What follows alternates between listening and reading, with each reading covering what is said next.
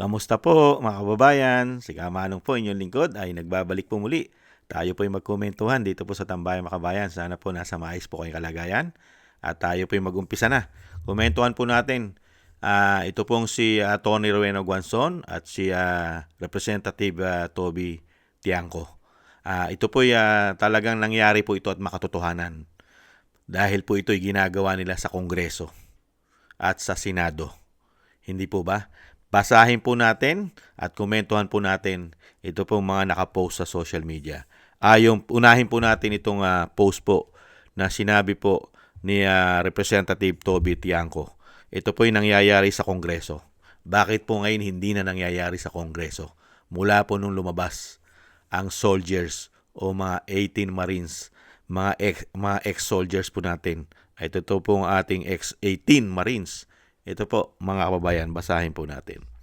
Ayon po kay Toby Tiangco, yan po, ayon po sa kanya, di ba dati kapag may sinasabi ka tungkol sa Congress at hindi totoo, pinapatawag yan. Bakit ngayon hindi nila pinapatawag? Tama nga naman. Sabi ni Toby Tiangco, mga kababayan.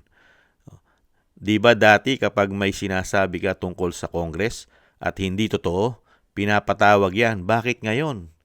Hindi na pinapatawag. Hindi po ba?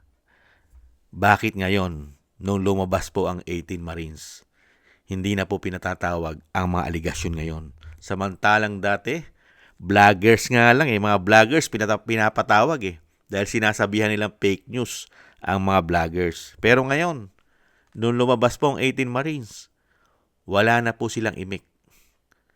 Bakit kaya?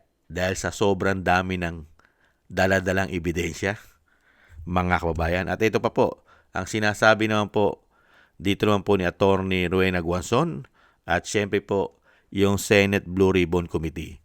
Ito naman po, basahin po natin. Ito pong dalawa. Ayon po kay Senator Lacson daw po, umano, iniiwasan ko na mag-hearing, ka, mauwi lang sa contempt. Alam mo, wala naman kaming lugar dito. 18 yung ikukulong. Ayos din no? Iniiwasan ko mag-hearing ka, mauwi lang sa contempt. Alam mo na wala naman kaming lugar dito sa 18 yung ikukulong. Ibang klase ka, Senator Lacson. Wala pa naman hearing, hindi ka pa nag-hearing May konklusyon ka na. Ito naman po sagot ni Atty. Rowena Guanzon. Wala pang hearing, ganyan na sinasabi mo. Anong aasahan ng patas na sa chairman mismo ng committee kung ito na agad ang sinasabi mo? Investigador ka. Investigador ka, sir. Hindi ka defense counsel ni Martin Luther King at Bongbong Marcos. Daming satsat, di na lang gawin kung talagang may nakikitang kasinungalingan, di ipakulong. Ipakulong mo sa Senado. Paano naman yung katotohanan? Tama nga naman, hindi po ba? Ibang klase to si Senator Lacson. Hindi ka pa nga nag-hearing, may konklusyon ka na makukontempt yung 18 at wala kayong espasyo, wala kayong space sa ganyang karami na iko-contempt sa Senado. Kaya sinagot ka tuloy ni Atty. Rowena Guanzon. Excuse me po. Di ba? Wala pang hearing, ganyan na sinasabi mo. Anong aasahan ng patas ng chairman mismo ng committee? Kung ito na agad ang sinasabi mo, investigador ka. Investigador ka, sir. Hindi defense counsel ni Martin Luther King at Bongbong Marcos. Daming satsat, hindi na lang gawin kung talagang may nakita kang kasinungalingan, di pa ipakulong mo sa Senado. Paano naman lalabas ang katotohanan? Hindi po ba? Yun nga ayaw nila, Atty. Guanzon Yun ayaw nila, lumabas ang katotohanan. Kaya nga po ayaw nila mag-hearing sa ating mga ex-soldiers, sa ating mga ex-marine. Kaya nga ayaw nila Kasi yun ang kinatatakutan nila, lumabas ang katotohanan. Hindi po ba? At ganun din po, dyan po sa napakarami pong sangkot sa mali-maletang delivery ng korupsyon. Basura na ginawang pera Hindi po ba? Male-maleta. May mga sobre pa. May mga nakalagay pa sa bag. Hindi po ba? Napakarami po.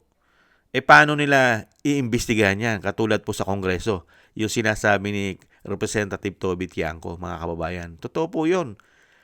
Nung panahon po ay gigil na gigil sila. Makarinig lang po sila ng mga sinasabing patungkol sa Congress. Ay sinasabihan na nila itong fake news at kailangan imbestigahan. Hindi po ba? Puro imbestiga. Patawag dito, patawag doon. Lalo-lalo pag sinisiraan mo ang Congress.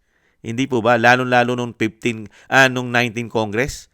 Hindi po ba 19 Congress? Nagbuo pa sila ng mga committee para po dito sa sinasabing sa maninira sa Congress, mga fake news. Bakit ito hindi nyo masabihang fake news? Hindi po ba? Ang pinagagawa lang po nila, mga kababayan, sampahan ng kaso. Pero walang investigasyon. Sinampahan na po nila ng kaso pero wala po silang investigasyong ginagawa sa 18 Marines. Ganyan po katitindi ang mga tao na ito. Kaya halatado mo na may tinatago talaga ang mga hayop na yan, di umano. Hindi po ba? Kaya ang taong bayan na hindi naman po tangat, hindi bobo. Ang taong bayan alam ang galawan ng mga magnanakaw. Alam ang galawan ng mga politikong mga buhaya sa pera ng taong bayan. Alam ng taong bayan ang galawan. Galawang may tinatagot, may pinagtatakpan. Hindi po ba Senator Lacson? Hindi ba Senator Tito Soto? Hindi ba mga congressman? Mga representative dyan sa House of Crocs na tinatawag ni Kiko Barsaga? Hindi po ba? Lalong-lalo yung chairman dyan ng Justice Committee. Hindi ba Luistro? Hindi ba Redon? Yung mga gigil na gigil mag-impeach sa Vice President? Hindi ba Abante, Chua at napakarami pang ibang congressman dyan? Hindi po ba nasangkot? Hindi lang sa insertion, hindi lang sa maalokabol, pati po sa male-maleta sangkot kayo.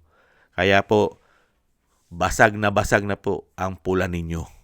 Ang iniintay na lang po ng taong bayan ay mapalitan ang presidente ng bansa. Pag napalitan po ang presidente ng bansa ngayon na tinatawag ng kanyang ate na bangag at bonget, umaasa ang Pilipino na yun nangyayari ngayon, na safe kayo, ay never mangyari na ganyan pa rin kayo ka-safe pagka si Inday Sara na ang Pangulo ng Republika ng Pilipinas. Hindi po ba mga kababayan? Dahil si Inday ay nagsabi na ng katotohanan, hindi siya papayag na walang managot sa grabing massive sindikatong korupsyon. Inubos ang pera ng taong bayan. Kaya kami umaasa na darating ang panahon ay hindi maghahari sa bansang Pilipinas ang mga buhaya at sakim sa kapangyarihan at pera. May bonus pang pulburon. Hindi po ba? Maraming salamat po, Tony Rowena Guanzon. At nakikita po ninyo at kinukundi na ninyo ang ginagawa po ngayon ng mga sinasabing kapita-pitagan daw po sila. Kapita-pitagan. Lalong-lalo po yung sinasabi, sila'y mga senador.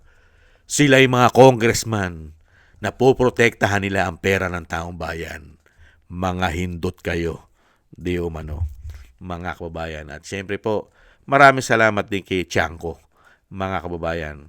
At kinakalaban niya yung mga kapwa niya, buhaya, di umano. Maraming salamat po sa nagusto po ng ating tambayang makabayan sa YouTube at TikTok. At ganoon din po sa ating mga subscribers at sa patuloy na susubscribe. At sa mga nagko-comment, like, share. Thank you po sa inyo. Mabuhay po kayo. Shoutout po sa inyo lahat. At shoutout din po sa mga nagbibigay po ng tulong at biyaya.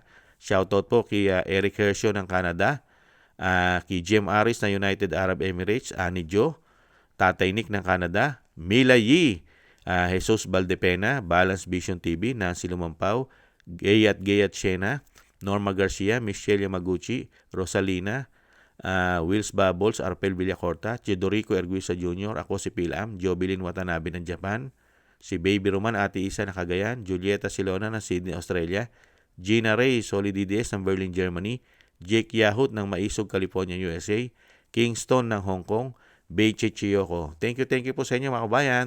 At ingat-ingat po kayo, lalo-lalo po sa inyo pong mga paggawa. Shoutout po sa inyo lahat. At syempre po yung dasal at panalangin po natin, tuloy-tuloy lang po tayo. Ang ating buong sambayanan at ang pamilya Duterte, ang ating Vice President, ganun din po ang dating Pangulong Duterte. At ang ating mga soldiers, ex-marine, ay maingatan po tayong lahat sa kapahamakan. Maraming salamat po sa dasal. At God bless po sa inyo lahat. Tiis-tiis lang po tayo mga kabayan. Paalam. Bye-bye.